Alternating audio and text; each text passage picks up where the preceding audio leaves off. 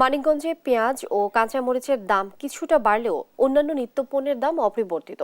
সেখানকার বাজার পরিস্থিতি জানাতে এই মুহূর্তে যুক্ত হচ্ছেন সহকর্মী আব্দুল আলিম।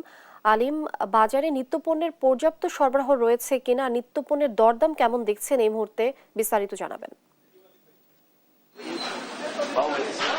লিনিয়া, চলমান বন্যা পরিস্থিতিতে মানিকগঞ্জের বাজারে কিছু কিছু পণ্যের দরদাম স্থিতিশীল রয়েছে, আবার কিছু কিছু পণ্যের দাম কিন্তু বৃদ্ধি পেয়েছে।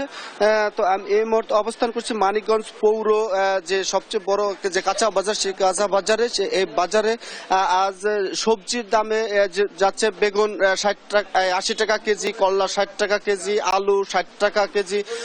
পেঁয়াজের দামটা বেড়েছে কেজিতে 10 টাকা। আজ পেঁয়াজ বিক্রি হচ্ছে 110 টাকা, 120 টাকা কেজি দরে, এবং আদা 280 টাকা, রসুন 260 টাকা। সব মিলিয়ে বলা যায় যে কিছু কিছু পণ্যের দাম বেড়েছে, আবার কিছু কিছু পণ্যের দাম স্থিতিশীল রয়েছে। আবার কাঁচামরিচের দামটা আবার বৃদ্ধি পেয়েছে। আজ কাঁচামরিচ বিক্রি হচ্ছে 240 টাকা কেজিতে। তো অপরদিকে যে মাছের বাজার রয়েছে, সে মাছের বাজারের সরবরাহ বাড়লেও কিন্তু দাম এখনো কিন্তু চড়া। রুই কাতলা 400-450 টাকা কেজি দরে বিক্রি হচ্ছে, এবং চিংড়ি যেটি ছোট চিংড়ি 800 থেকে 1000 টাকা কেজি, এবং বড় চিংড়ি 1200 থেকে 1600 টাকা কেজি। আর যে দেশি যে মাছ রয়েছে, যে নদীতে নতুন পানি আসলেও যে মাছের সরবরাহ বেশি, তারপরেও কিন্তু দাম অনেকটাই বেশি। দেশি মাছ বিক্রি হচ্ছে 600 থেকে 2000 টাকা কেজি পর্যন্ত দরে। আজ ইলিশের দর যদি বলতে চাই, যে ইলিশের দর আজ বিক্রি হচ্ছে 1 কেজির একটু নিচে, সেটি বিক্রি হচ্ছে 1500 থেকে 2000 টাকা কেজি, এবং চারটায় 1 কেজি সেটি বিক্রি হচ্ছে 700 টাকা কেজিতে।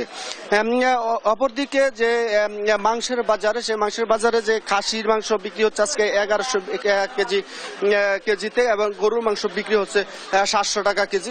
গরুর মাংস গত সপ্তাহে বিক্রি হয়েছিল 720 টাকা, তো 20 টাকা কমিয়েছে ব্যবসায়ীরা। তো আমি কথা বলেছি ভোক্তা অধিকার সংরক্ষণ অধিদপ্তরের যে সহকারী পরিচালক আসাদুজ্জামান রুবেল রয়েছে, তার সাথে। তিনি যেটি বলছেন যে তারা নিয়মিত বাজার মনিটরিং করছে, ছাত্র জনতাকে সাথে নিয়ে বাজার মনিটরিং করছেন, যে যাতে এই বন্যা পরিস্থিতিতে কোনো ব্যবসায়ী কারসাজি করে যেন অতি মুনাফার লোভে যেন কেউ বাজার দর বৃদ্ধি না করতে পারে, সেই জন্য তারা সচেষ্ট রয়েছেন।